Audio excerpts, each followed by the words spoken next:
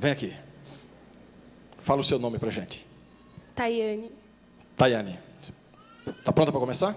Então pode começar. Gênesis, Êxodo, Levíticos, Números, Deuteronômio, Josué, Juízes, Ruth, 1 e 2 Samuel, 1 e 2 Reis, 1 e 2 Crônicas, Esdras, Neemias, Ester, Jó, Salmos, Provérbios, Eclesiastes, Cantares, Isaías, Jeremias, Lamentações, Ezequiel, Daniel, Oséias, Joel, Amós, Obadias, Jonas, Miqueias, Naum, Abacuque, Sofonias, Ageu, Zacarias e Malaquias. Mateus, Marcos, Lucas, João, Atos, Romanos, 1 e 2 Coríntios, Gálatas, Efésios, Filipenses, Colossenses, 1 e 2 Tessalonicenses, 1 e 2 Timóteo, Tito, Filemão, Hebreus, Tiago, 1 e 2 Pedro, 1 e 2 e 3 João, Judas e Apocalipse. Uau! Um amém reflete melhor nossa apreciação. Amém, amém. Ela merece o presente? Merece. Combinamos que você vai ganhar um folheto, né? Antes de entregar o presente que eu combinei com ela, eu quero dizer que eu quero convidar outra pessoa para vir aqui à frente e responder uma pergunta. Podem ficar tranquilos que não há pegadinha, ninguém vai ser constrangido a nada, né? Mas eu quero dar uma tarefa muito mais simples do que essa. E vou também dar um presente justo para quem vier à frente e responder a pergunta que eu vou fazer. Quem é o corajoso que vem? Ou a corajosa? Posso assegurar que não haverá nenhum constrangimento, nenhuma pegadinha. Mas eu tenho um presente justo para alguém. Pronto, chegou aqui, vem cá. Teu nome é? Tayane, fica aqui. Teu nome? Leandro. Leandro, então tá. A pergunta que eu tenho para fazer a você é a seguinte: quantos livros há na Bíblia que foram recitados por ela? 66. Ninguém vai dizer um amém também? Amém. Ah, mas... então agora eu vou dar os presentes que eu prometi. Tá? Deixa eu pegar o outro. Está aqui, Tayane, seu folheto, por ter recitado os 66 livros da Bíblia. E o teu nome é? Leandro. Está aqui um lindo CD, por ter dito quantos livros a Bíblia tem. Abre o CD.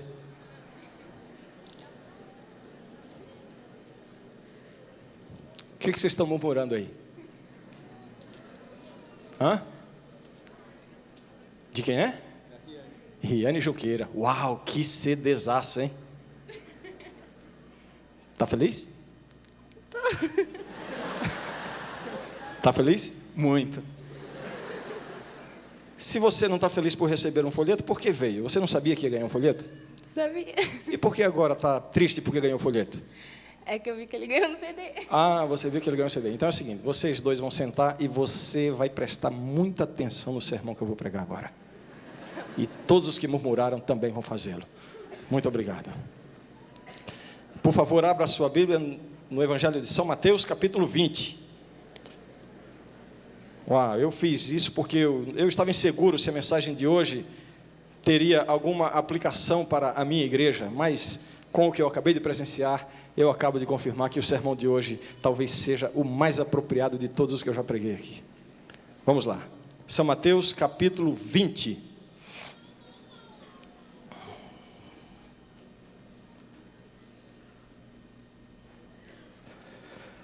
Todos encontraram? Você que nos acompanha também pela internet, está convidado a acompanhar na sua Bíblia, ou se estiver sem a Bíblia, acompanhar atentamente a leitura. Jesus diz o seguinte, esse texto que nós vamos ler é uma parábola tradicionalmente chamada de a parábola dos trabalhadores na vinha.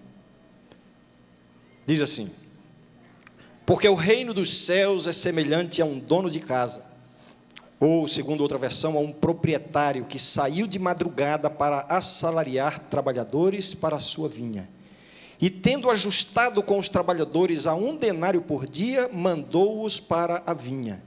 Saindo pela 3ª hora, viu na praça outros que estavam desocupados, e disse-lhes: ide vós também para a vinha, e vos darei o que for justo. Eles foram. Tendo saído outra vez perto da hora 6ª e da 9ª, procedeu da mesma forma, e saindo por volta da hora 1/10, encontrou outros que estavam desocupados, e perguntou-lhes: por que estivesses aqui desocupados o dia todo? Responderam-lhe: porque ninguém nos contratou. Então lhes disse ele: ide também vós para a vinha. Ao cair da tarde, disse o senhor da vinha ao seu administrador: chama os trabalhadores e paga-lhes o salário, começando pelos últimos, indo até aos primeiros. Vindo os da hora undécima, recebeu cada um deles 1 denário. Ao chegarem os primeiros, pensaram que receberiam mais, porém também estes receberam 1 denário cada um. Mas tendo-o recebido, murmuravam contra o dono da casa, dizendo: estes últimos trabalharam apenas 1 hora, contudo os igualaste a nós, que suportamos a fadiga e o calor do dia. Mas o proprietário, respondendo, disse a um deles: amigo, não te faço injustiça. Não combinaste comigo 1 denário? Amanda, não, como é? Daiane. Não combinaste comigo 1 folheto? Toma o que é teu e vai-te. Não, fica aí assistindo o sermão. Toma o que é teu e vai-te, pois quero dar a este último tanto quanto a ti. Porventura não me é lícito fazer o que quero do que é meu? Ou são maus os teus olhos porque eu sou bom? Assim, os últimos serão primeiros e os primeiros serão últimos, porque muitos são chamados, mas poucos escolhidos. Eu gostaria de convidar a sua atenção para algumas considerações que vamos fazer em torno desta parábola. Uma parábola que, na verdade, ela é carregada de surpresas.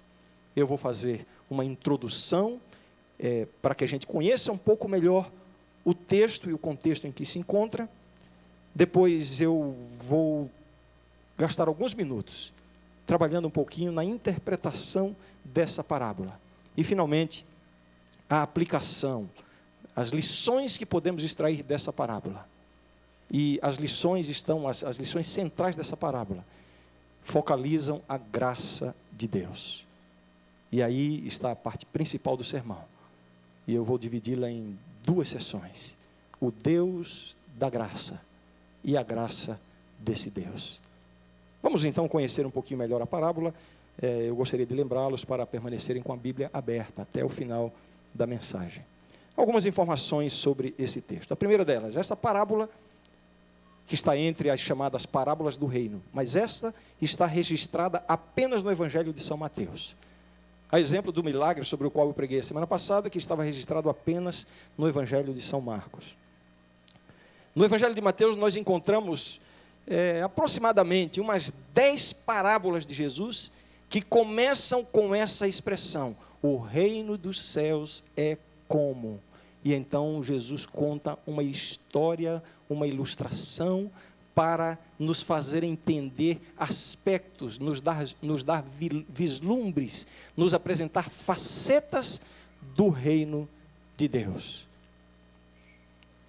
Essa parábola, nitidamente, na estrutura do texto de Mateus, ela é a continuação do que acontece no capítulo anterior. Alguns estudiosos até defendem a ideia de que não deveria haver aí uma divisão de capítulos. Vocês sabem, evidentemente, que a divisão de capítulos foi um procedimento posterior à composição da Bíblia. A divisão não faz parte da orientação inspirada por Deus, né? E alguns insistem que não deveria haver uma divisão de capítulos, porque a parábola, na verdade, vejam como é que ela começa. Porque, ou pois, ela está explicando algo que acaba de ser relatado. E quando nós vamos ver, eu gostaria de convidá-los para olhar um pouquinho acima, a partir do verso 27, do capítulo 19, para que a gente entenda bem por que Jesus proferiu esta parábola. Então lhe falou Pedro, isso logo após aquela história do jovem rico, que Jesus finalizou dizendo: vai, vende tudo que tens, dá aos pobres, vem e segue-me. Verso 27 do capítulo 19. Então lhe falou Pedro: eis que nós tudo deixamos e te seguimos. Que será, pois, de nós? Jesus lhes respondeu: em verdade vos digo que vós, os que me seguistes, quando na regeneração o Filho do Homem se assentar no trono da sua glória, também vos assentareis em 12 tronos para julgar as 12 tribos de Israel. E todo aquele que tiver deixado casas, ou irmãos, ou irmãs, ou pai, ou mãe, ou mulher, ou filhos, ou campos, por causa do meu nome, receberá muitas vezes mais e herdará a vida eterna. Porém, muitos primeiros serão últimos, e os últimos primeiros, porque o reino dos céus é semelhante. E você vê que a parábola continua e termina com uma repetição invertida do que é dito no final do capítulo 19. O final do capítulo 19, verso 30 diz: porque muitos primeiros serão últimos, e os últimos primeiros. Capítulo 16, capítulo 20, verso 16, é dito assim: os últimos serão primeiros, e os primeiros serão últimos. Percebam que está invertido, mas é uma forma que Jesus usa para enfatizar este ponto central da parábola. Outro aspecto interessante do texto é que, quando nós damos uma olhada no texto, sem muita dificuldade, percebemos que ele está dividido em três blocos, ou 3 seções. A primeira delas, quando conta a contratação, o proprietário que vai e contrata os trabalhadores em diversos horários, versos 1 a 7. Depois, o pagamento aos trabalhadores, versos 8 a 12. E, finalmente, a discussão que há ali por causa da reclamação dos primeiros, em relação ao que receberam os últimos, dos versos 13 a 16. Apenas mais um comentário introdutório. Como eu já falei rapidamente, durante essa semana e as últimas horas, os últimos dias, eu fui tendo algumas surpresas com esse texto. Então eu coloquei assim: a parábola das surpresas. A parábola das surpresas. Alguns elementos aqui são surpreendentes. Vou citar pelo menos alguns deles, os que eu percebi de maneira mais clara. A primeira surpresa dessa história é o fato de o proprietário ir pessoalmente contratar os trabalhadores. Essa não era uma prática comum. O proprietário mandava o empregado contratar trabalhadores para a vinha. Mas este daqui, surpreendentemente, vai pessoalmente. Outra grande surpresa dessa história é o fato de esse proprietário ir de forma repetida contratar trabalhadores. E a maior surpresa, ele foi na última hora da jornada de trabalho.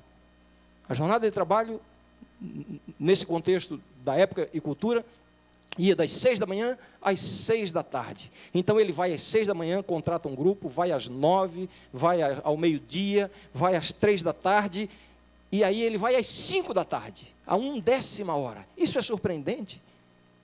Não parece que ele está tão preocupado com a vinha quanto está com os próprios trabalhadores. Outra surpresa que contraria o procedimento comum da época. Na hora do pagamento, ele pede para que se pague primeiramente, os últimos que chegaram e finalmente os primeiros. Se ele tivesse começado a pagar os primeiros, teria evitado toda aquela confusão, não? Teria pagado um denário conforme havia sido contratado aos primeiros, eles iriam embora, e então o pagamento dos outros não traria nenhuma reclamação. Mas, surpreendentemente, e justamente para ressaltar alguma coisa, sobre a qual nós vamos comentar, ele começa o pagamento pelos últimos. Mais surpresas na parábola, e agora as surpresas não de nós que a lemos, mas as surpresas que claramente se notam naqueles trabalhadores ao receberem o seu pagamento. E agora imagine um pouquinho comigo, né? A Fabiana contou a história que ela passou na sua infância com os seus irmãos, né? E foi surpreendente, a história dela ilustrou muito bem as surpresas tidas ali. A primeira surpresa, dos últimos trabalhadores que trabalharam apenas 1 hora, eles não sabiam quanto ia receber, porque o proprietário havia combinado 1 denário apenas com o primeiro grupo. Com os demais ele disse: vos darei um pagamento justo, mas não disse quanto seria. 1 denário era o pagamento justo por 1 dia de trabalho, era o que se esperava. Então aqueles que trabalharam apenas 1 hora, ou 3 horas, ou 6 horas, esperavam um pagamento relativo ao tempo. Aí a primeira surpresa, o dos primeiros, aliás, dos últimos, quando receberam quanto? 1 denário.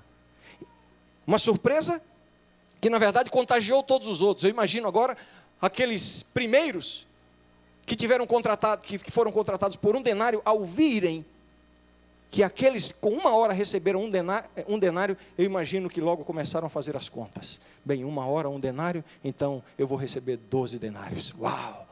Mas aí na sequência, 1 denário para os que trabalharam somente 3 horas. E aí ele já recalculou: não serão 12, serão 6 denários. E aí as surpresas foram trazendo um sentimento de amargura.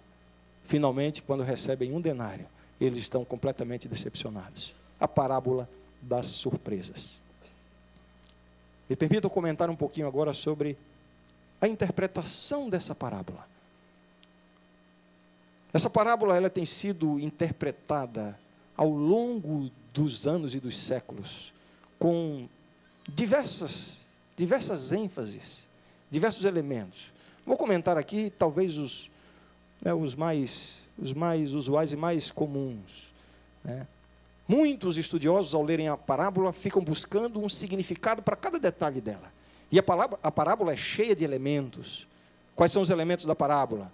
Pelo menos os principais: o proprietário, a praça para onde foram os trabalhadores esperar a contratação, a vinha, os próprios trabalhadores, o administrador que faz o pagamento, o denário que foi pago, né, os diferentes horários. Então, ao longo dos anos, ao longo dos séculos, muitas interpretações têm sido dadas a cada um desses elementos.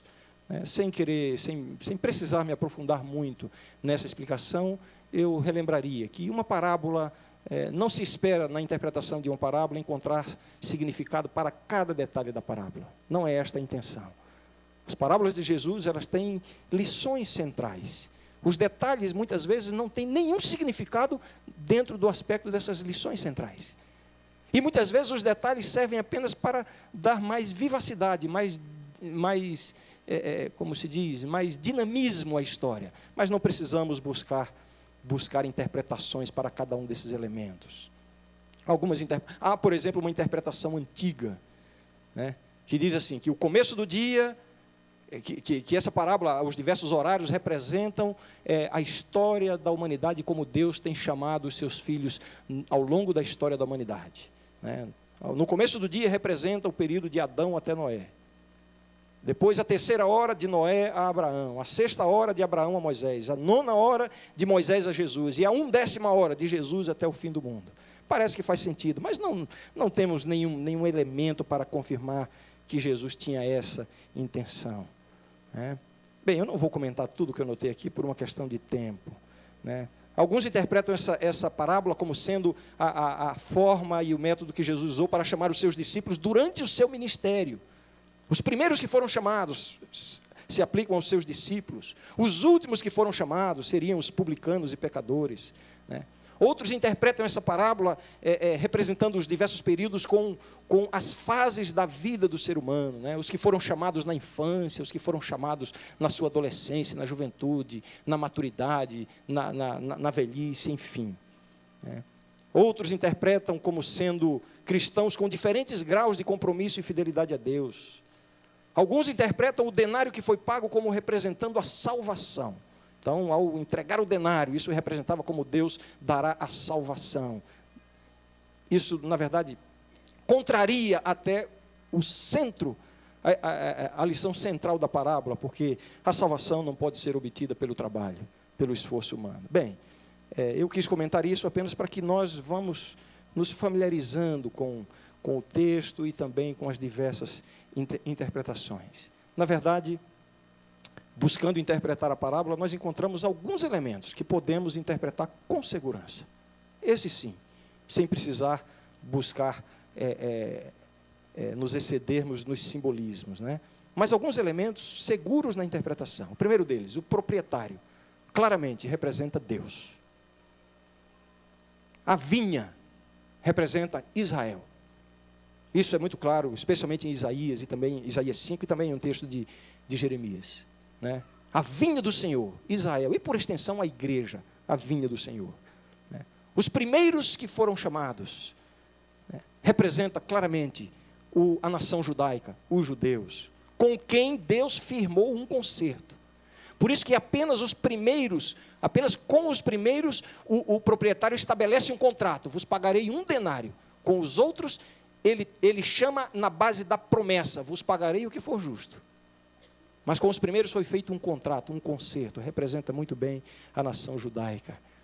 E os últimos representam os gentios, a igreja cristã, aqueles que foram chamados depois da nação judaica. Quais são as lições ou Qual é o foco central desta parábola, a parábola dos trabalhadores na vinha?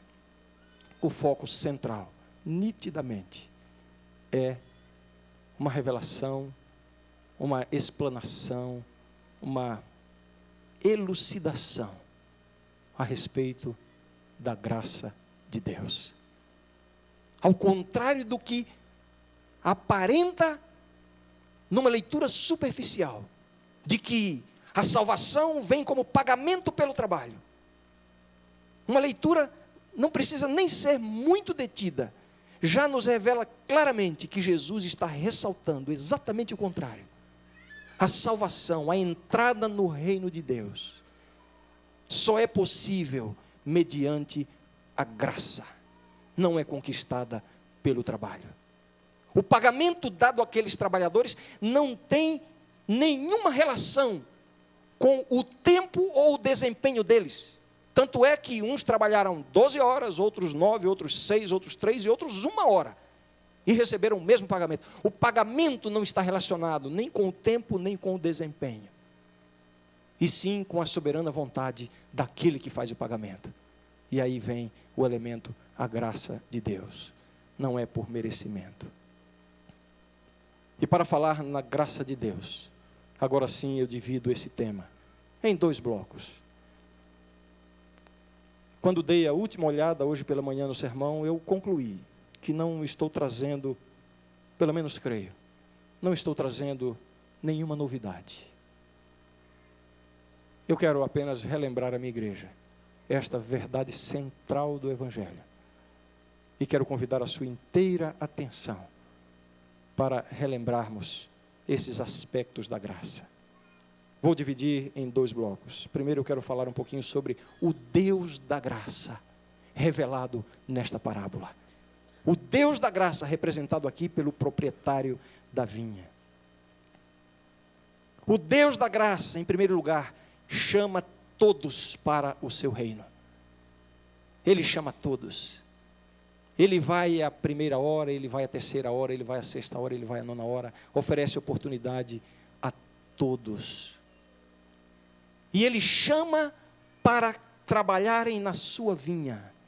A graça de Deus oferece a cada cristão o privilégio de trabalhar na vinha do Senhor. O nosso chamado é para estarmos envolvidos na vinha do Senhor. Cada cristão é chamado para trabalhar na vinha. Vejam o que é dito no verso 2. E tendo ajustado com os trabalhadores a 1 denário por dia, mandou-os para a vinha. Mandou-os para a vinha. O galardão é para os que estão trabalhando na vinha e não para os que estão ociosos na praça. Ele foi buscá-los na praça para que trabalhassem na vinha. E na sequência das idas à praça, ele encontra diversos grupos que estão ali ociosos. E ele os chama para saírem da ociosidade. Eu não preciso explicar muito todas as nuances de significados que este fato tem. Este é o Deus da graça, que chama todos para o seu reino e quer envolver todos em sua vinha. O pagamento não é conquistado pelo trabalho e sim pela generosidade do proprietário, mas só recebe o pagamento quem esteve trabalhando na vinha. Vejam, nós temos uma parte a desempenhar sim na vida cristã. Nós temos que ter muito cuidado com essa cultura evangélica de aceita Jesus e Jesus fez tudo por mim, Ele fez tudo que precisava ser feito para que eu tenha acesso à salvação. Mas isso não significa que eu vou viver uma vida de ociosidade na minha experiência cristã. Estar envolvido na vinha do Senhor, não para conquistar a salvação. O denário pago não tem relação nenhuma com o tempo ou com o desempenho, é com a graça.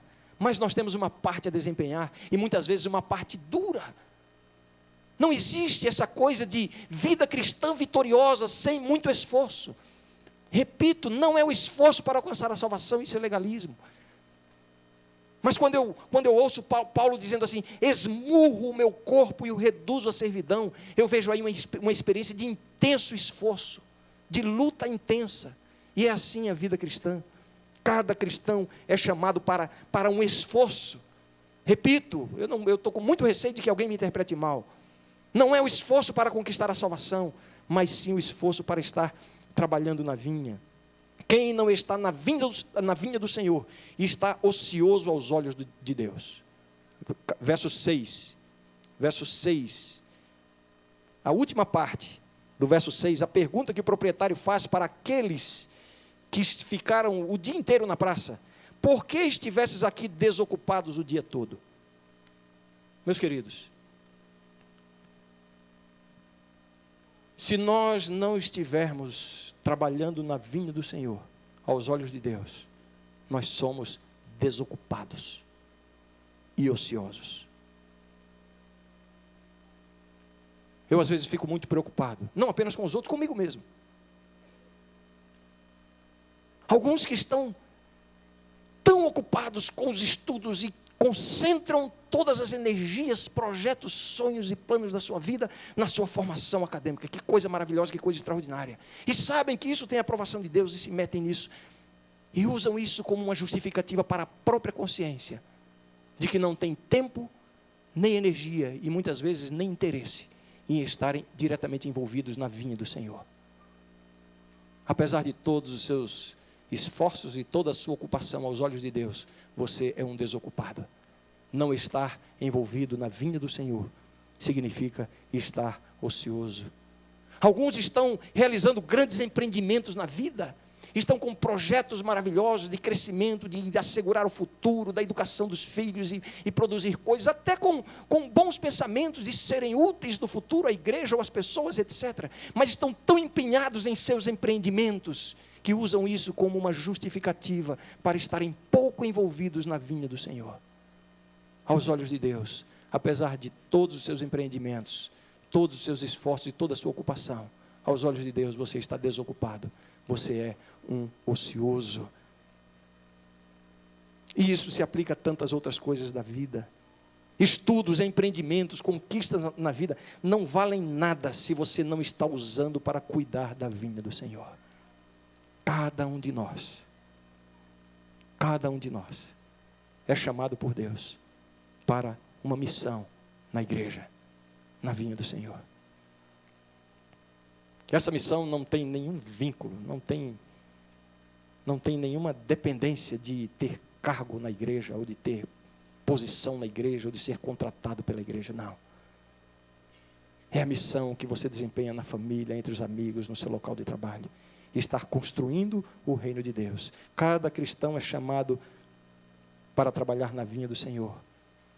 Mas aqui está o Deus da graça, é o Deus que chama todos para o seu reino. Outra revelação a respeito do caráter do Deus da graça, e vou fazê-la de forma bastante simples, como está no texto. É a realidade de que Deus, o Deus da graça, não é um Deus injusto. Nós sempre dizemos, Deus é justo, Deus é justo. Eu quero dizer isso agora em forma de antítese. Deus não é injusto. Isso é o que ele mesmo diz. Verso 13.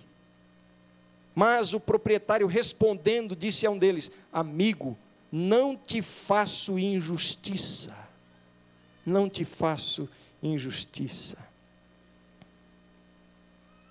Daiana, como é o nome da menina que ganhou o folheto? Tayana, é isso? Tayane, desculpe, Tayane. Desculpe por errar o nome, não por ter lhe dado apenas o folheto. Cadê a Tayane? Cadê a Tayane? Está lá atrás. Não te fiz injustiça. Você não tem do que reclamar. Eu convidei alguém para recitar os livros da Bíblia em troca de um folheto. Você veio, cumpriu a sua obrigação e ganhou o folheto. Não te faço injustiça. E quando ela olha para o Bruno, eita nós, é hoje. Leandro, que ganhou um CD. Se fosse um CD aí do Luan Santana, ou de outro, tudo bem, né, Tayane? Mas logo um CD da Riane Junqueira. Não pode, é injustiça. Não te faço injustiça. Não te faço injustiça. Há pessoas que vivem se queixando da fadiga e do calor do dia e se sentem injustiçadas por Deus. Vejam o verso 12. Como é que diz o verso 12? Dizendo, os trabalhadores, aqueles primeiros, dizendo: estes últimos trabalharam apenas 1 hora, contudo os igualaste a nós. Vejam que eles não dizem assim, nos igualaste a eles. Não, os igualaste a nós, ou seja, nós somos melhores, nós fizemos mais, nós merecemos mais, e eles foram igualados a nós. Essa é a perspectiva desses trabalhadores. E aí eles dizem que suportamos a fadiga e o calor do dia. Há pessoas que vivem se queixando da fadiga e do calor do dia, mas a vida é assim mesmo. E o proprietário responde com 3 argumentos, mas argumentos assim, para fechar a boca dos reclamões. Os argumentos estão, não vou ler, vou apenas mencionar, versos 13 a 15. Nos versos 13 a 15, os 3 argumentos usados pelo proprietário. O que vocês estão reclamando? O contrato foi cumprido, eu fiz um contrato com vocês, trabalhar o dia inteiro em troca de um denário, cumpri o contrato, então não há injustiça. O outro argumento, eu faço o que eu quero com o que é meu. Leia o texto e você vai ver isso. O proprietário está dizendo isso. De quem são os denários? São meus? Então eu faço o que eu quero. E na sequência, o terceiro argumento. Vocês têm o olho mau porque eu sou bom? O olho representa aqui a cobiça, a inveja. Porque eu sou bom? Os 3 argumentos. O contrato foi cumprido, faço o que quero com o que é meu, e eu sou bom, sou generoso. E vocês vão achar ruim porque eu sou bom e generoso? Amigo, não te faço injustiça. E eu queria lembrar para vocês, a vida é assim mesmo. Uns têm sombra e água fresca, enquanto outros enfrentam fadiga e sol quente. Mas isso não significa injustiça da parte de Deus. Alguns, para se manterem aqui nessa escola, enfrentam fadiga e o sol quente. Eu me lembro um pouco da minha própria história, quando eu estudei teologia ali no IAE São Paulo, hoje o NASP São Paulo. Eu posso dizer que, a exemplo de tantos outros que estão aqui comigo nesta manhã, eu enfrentei fadiga e sol quente, comportar todas as férias, durante o período de aulas, trabalhar, sair para dar aulas em escolas estaduais, sair para comportar durante o semestre, uma rotina de chegar de volta na escola depois de meia-noite, em função do trabalho todos os dias, no outro dia ter que levantar cedo para ir para a faculdade. Uma experiência comum, ficar, depois que se apagavam as luzes, com uma pequena lanterna coberta por um cobertor, para que a luz não fosse para as janelas e o preceptor não visse. Eu não devia estar contando isso assim. Para poder estudar para as provas, porque era o tempo que me restava. Fadiga e sol quente. Enquanto outros tinham melhores condições financeiras, tinham apoio da família, não faziam nada disso, passavam o dia na escola. E eu nunca permiti que passasse pela minha mente que Deus estava sendo injusto comigo. Deus nunca foi injusto comigo. A verdade é que a vida é assim mesmo. Enquanto uns têm sombra e água fresca, outros precisam enfrentar a fadiga e o sol quente. Mas Deus está dizendo, amigo, não te faço injustiça. Alguns são fiéis dizimistas, colaboram financeiramente com a igreja, dedicam os seus bens à igreja e estão enfrentando verdadeiras crises na sua vida material e se sentem injustiçados por Deus. Você acha que os seus esforços, a sua dedicação e as suas doações vão tornar você merecedores da bênção de Deus? O pagamento não vem como merecimento do trabalho. Deus está dizendo para você, amigo, não te faço injustiça. Sabe aquela pessoa que fez tudo certinho antes de casar?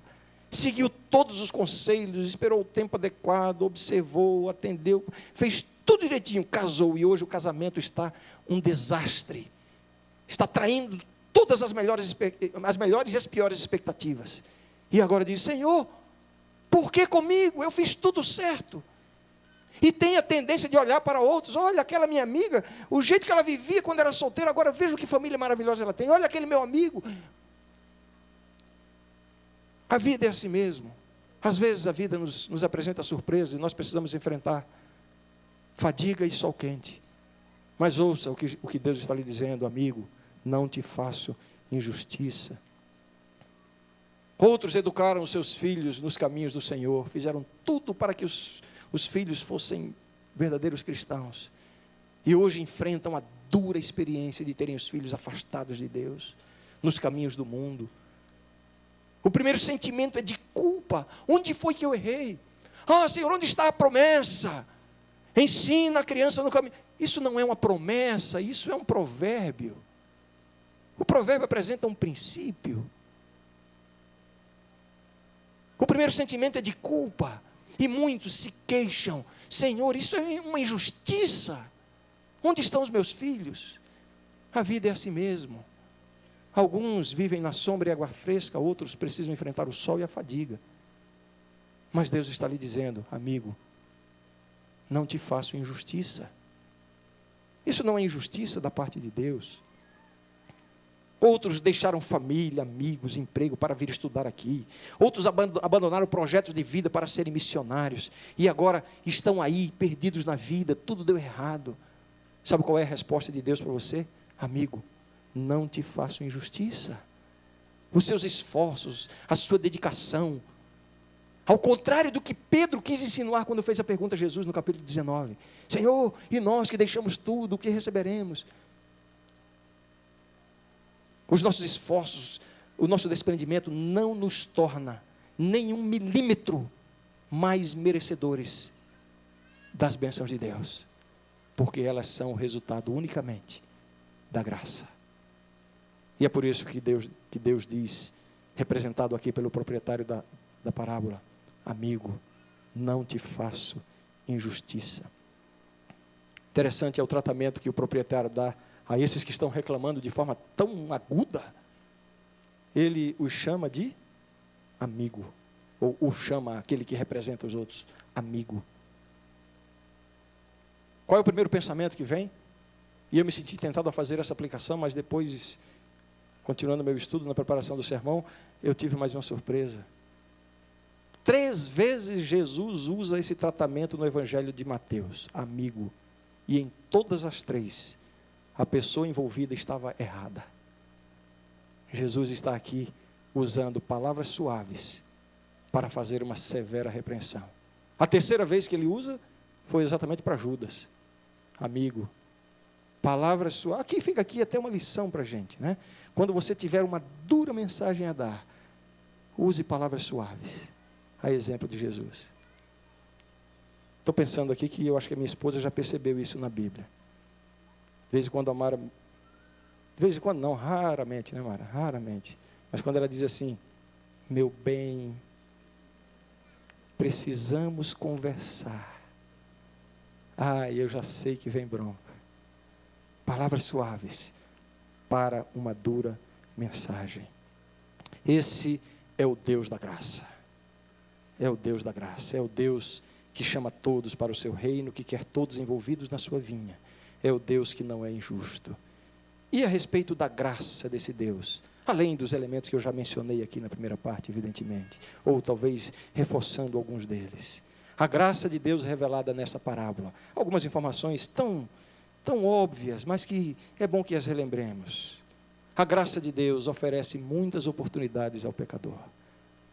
O proprietário, ele vai de manhã, traz os que estão ali disponíveis, depois ele vai às 9, ele vai às 6 primeiramente, depois às 9, ao meio-dia, constantemente indo lá, para ver se tem mais alguém que precise de uma oportunidade para entrar no reino, representado pela sua vinha.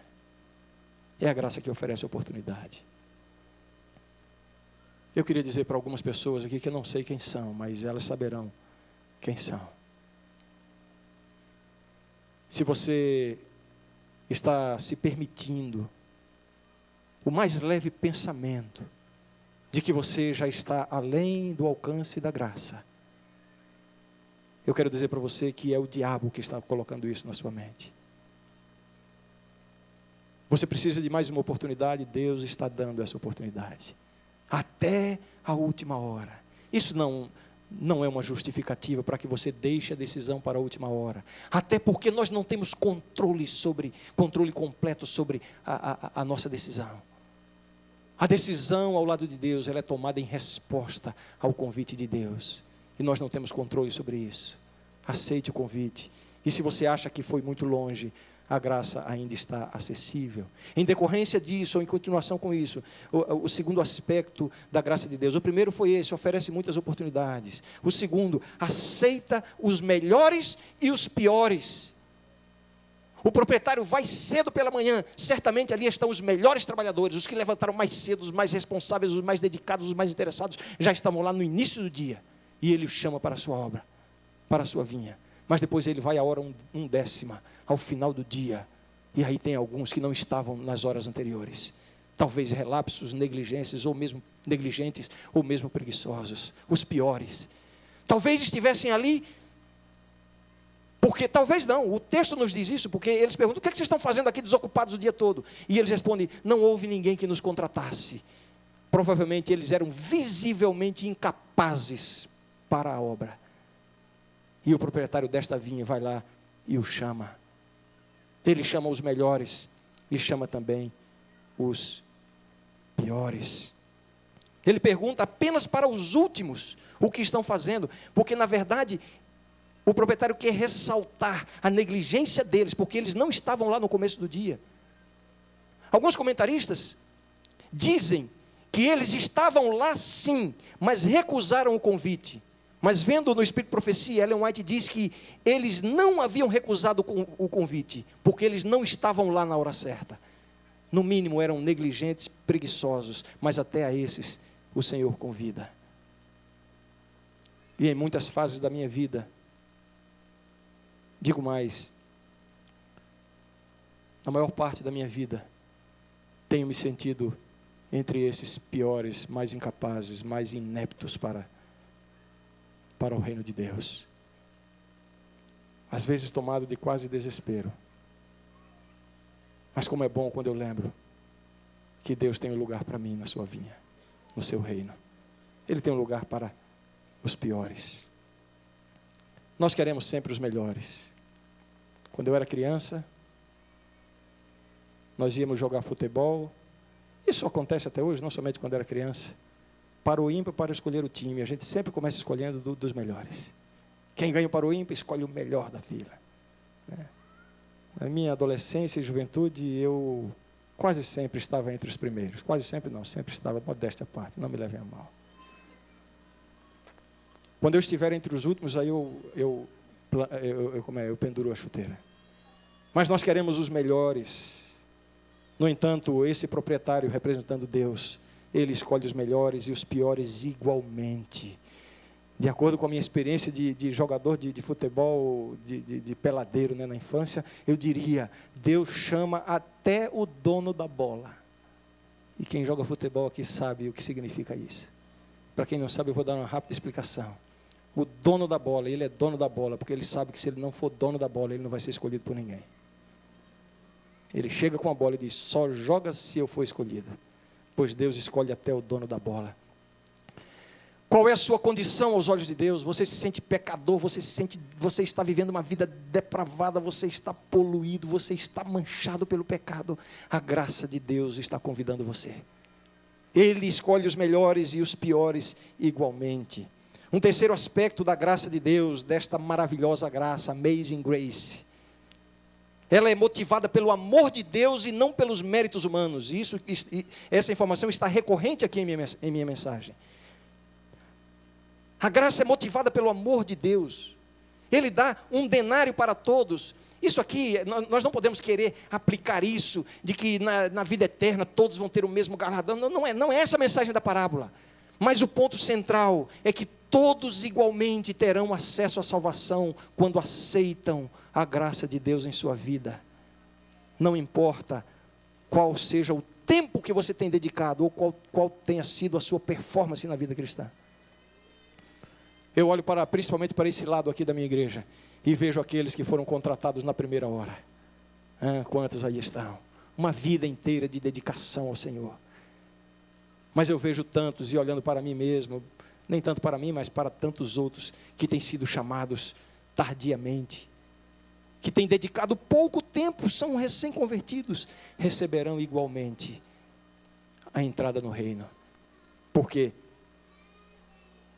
A base, o critério é o amor de Deus. Não depende do tempo ou do desempenho. O critério da graça é a necessidade do pecador. Esse é o critério da graça. Deus oferece a salvação não a quem merece. Deus oferece a salvação a quem precisa. E por este critério, todos nós estamos no mesmo patamar. O denário oferecido àqueles trabalhadores nas diversas etapas do dia, o denário ia atender a uma necessidade que era igual a todos. O desempenho e o tempo foram diferentes, mas a necessidade era igual. Todos eles igualmente precisavam receber um dinheiro no final do dia para matar a sua fome. E aí, o pagamento é feito não por causa do tempo ou do desempenho, e sim por causa da necessidade. Os primeiros e os últimos tinham a mesma necessidade de comer no fim do dia. O proprietário estava mais preocupado com os trabalhadores do que com sua própria vinha. Todos nós necessitamos igualmente da graça de Deus. E aqui eu faço não uma repreensão, eu faço um lembrete àqueles que estão servindo ao Senhor fielmente por toda a sua vida. A sua condição aos olhos de Deus não é melhor do que a condição daquele que foi batizado ontem ou a semana passada. Ah, mas não existe diferença? Talvez exista, mas eu vou ilustrar essa diferença da seguinte forma. Imagine um grupo de pessoas aí, de diferentes alturas. Um tem 1,80 m, outro tem 1,82 m, outro tem 1,75 m. Um grupo de pessoas de diferentes alturas, nenhum deles sabe nadar. Todos caem no lago de 10 metros de profundidade. Alguém diria assim: ah, aquele de 1,85 m, ele tem mais chance de sobreviver do que aquele que tem 1,80 m. O que acham vocês? Essa diferença não faz diferença. Necessitamos igualmente do socorro e da salvação de Deus.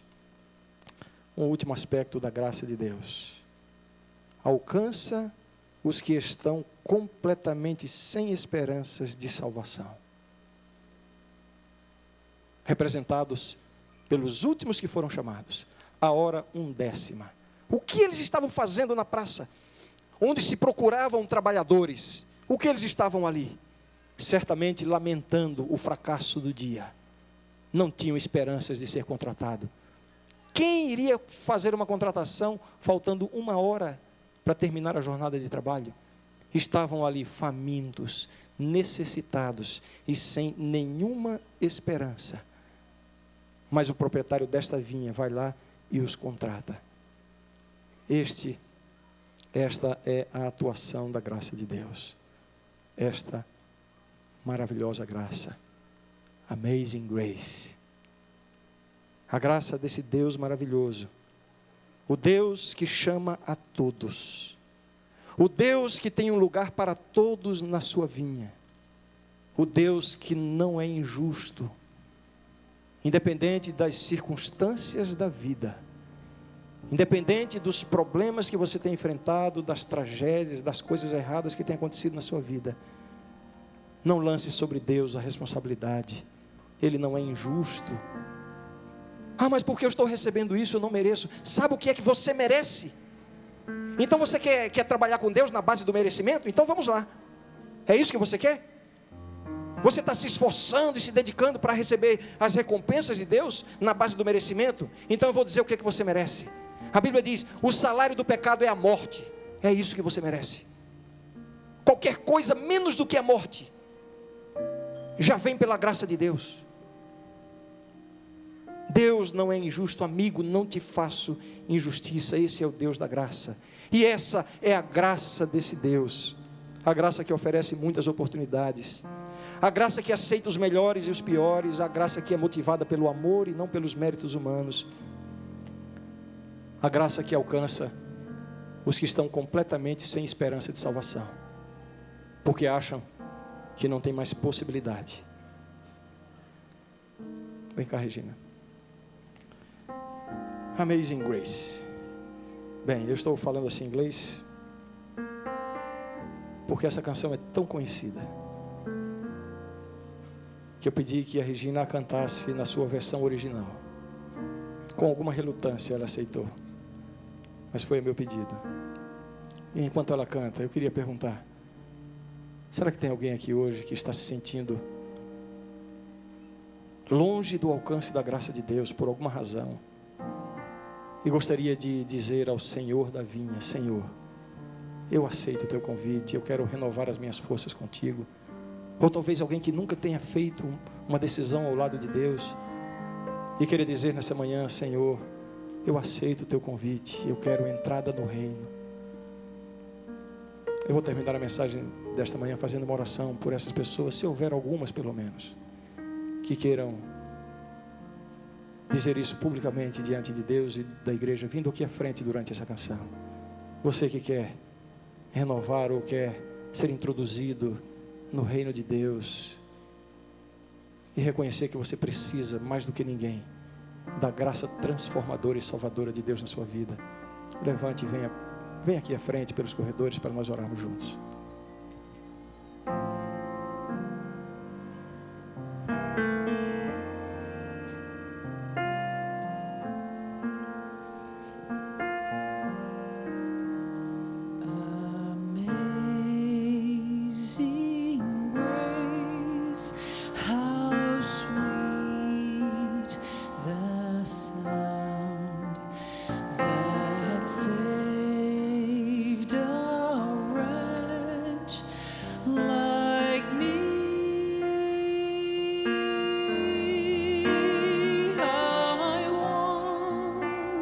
Was lost.